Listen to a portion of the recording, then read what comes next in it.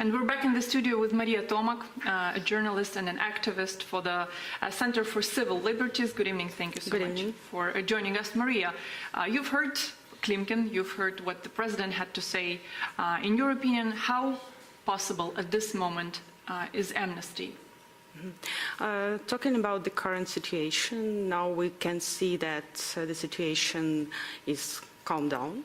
And now we have to decide, we have to look for a balance between the policy of national reconciliation and bringing to justice those perpetrators of grave crimes in the eastern Ukraine.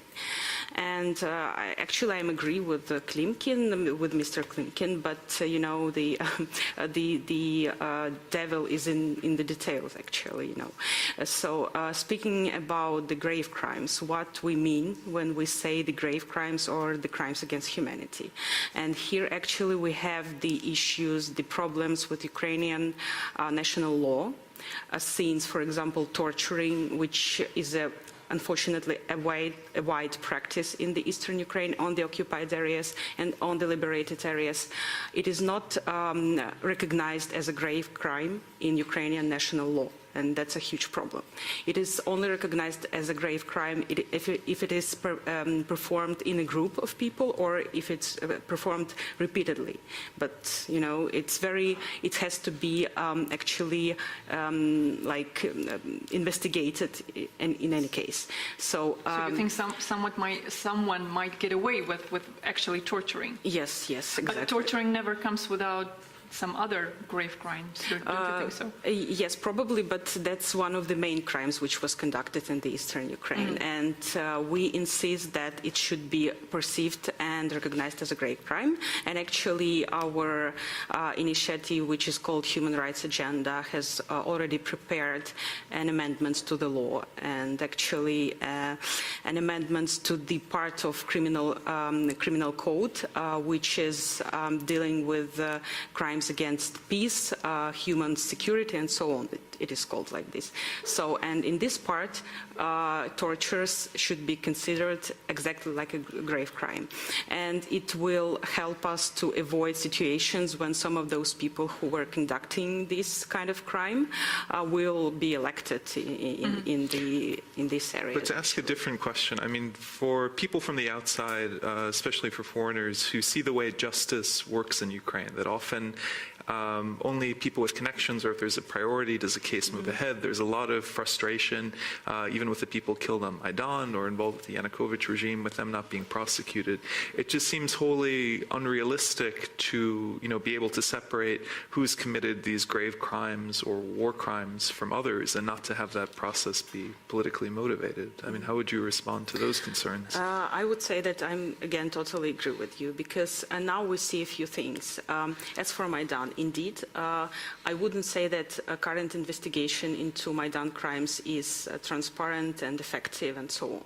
And probably you remember the words of Mr. Poroshenko, who said that probably those Berkut and Alpha fighters who are now fighting in ATO will be granted with amnesty. But he did not mention any, I think that there is an misinterpretation of the word amnesty itself in Ukraine, because amnesty is when we have the trial, when we have the pre-trial investigation, when we have the trial, when we have the sentence of the court, and then should be decided whether this person can be granted with amnesty or not.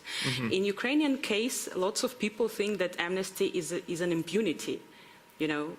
It's something that wouldn't let anyone be taken to court. We will just close the case, and that's all. You can see that in the law which was actually adopted by Ukrainian Verkhovna Rada in the beginning, I suppose, of this year, which was not signed by the President Poroshenko.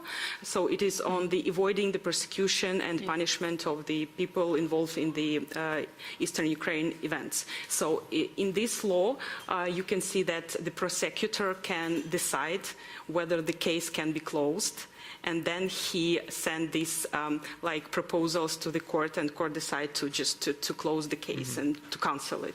So it's something which can hardly be considered as a right way. So of course, and one more thing which is very important, according to our information now, the investigation in the Eastern Ukrainian events is not good and is not enough, even on the liberated areas.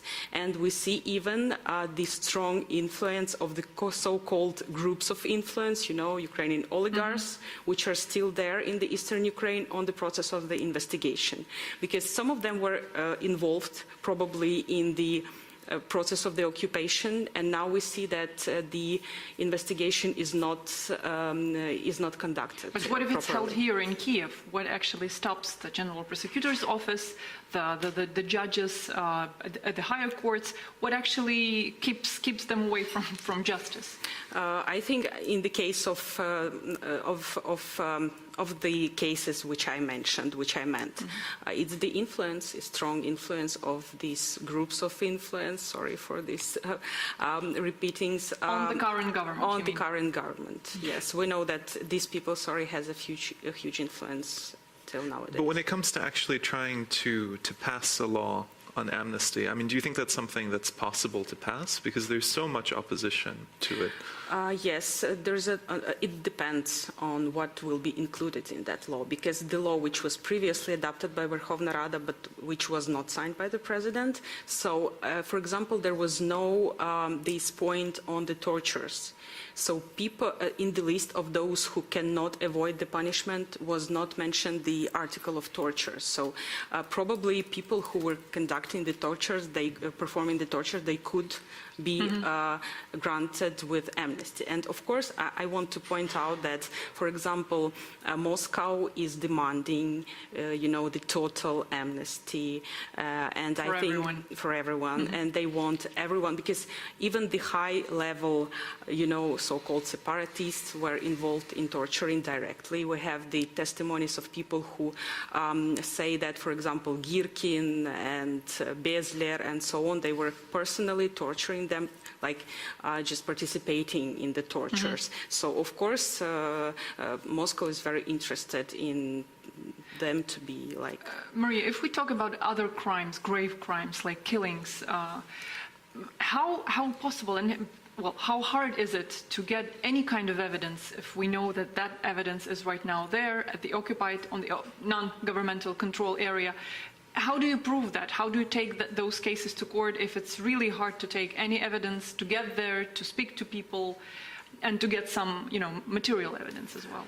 Yes, that's a complicated... It could just fade away, just disappear. Yes, that's a very complicated issue, and I think that it should be like the state policy to gather all these evidences. But I should repeat that at the moment, even on the liberated areas, there is no very clear state policy on gathering the evidences, because I have to mention one example. When my colleagues came as a mobile group observing mission to Slovyansk after it was liberated, they came into the State Security Service building, which is most known as the headquarters of Girkin and the place where lots of hostages were kept. So when they came there, they saw how some staff just was gathering the documents and throwing them away.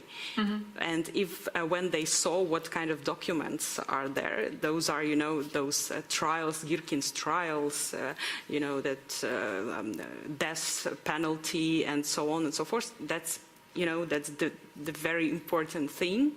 And actually, but the situation in Slovyansk is more or less normal. But as for Lugansk region, it's just catastrophic, because, for example, in Lysychansk, there is not a single criminal case on the torturing and kidnapping people, but there we had a same industry of kidnappings as in Donetsk region. It was not less. So just to summarize, it is a huge problem on evidences and testimonies, of course, taking into account that there is no will, as I see, from the side of law enforcement to gather this evidence and investigate it.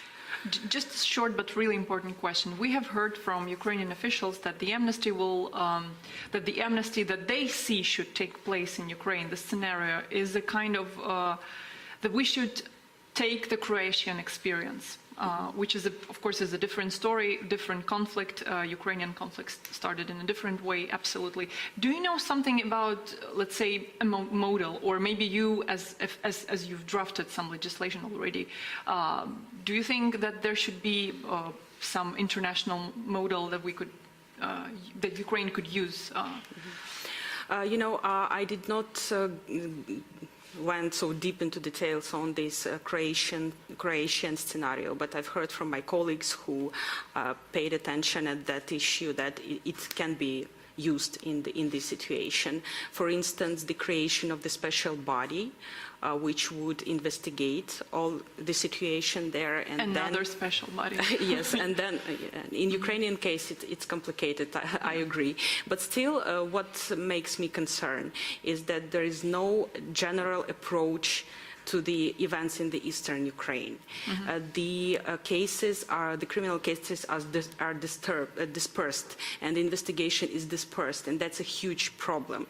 There should be, as we see, a general approach applied to this situation. And of course, in this situation, one of the problems is that we see the situation black and white, but I'm sure that it is much more complicated in the sense that we cannot say 100% that Ukrainian government is interested in investigating the crimes committed by LPR and DPR, unfortunately, because there are still interlinks, hidden, grey, I would say, but still. So in any case, this amnesty which will be adopted should be monitored and observed by civil society, by journalists, because we have no guarantees that it will be transparent. Sure. We will be watching that, following that. Thank you so much, Maria, for joining us tonight. We have to move forward with another topic.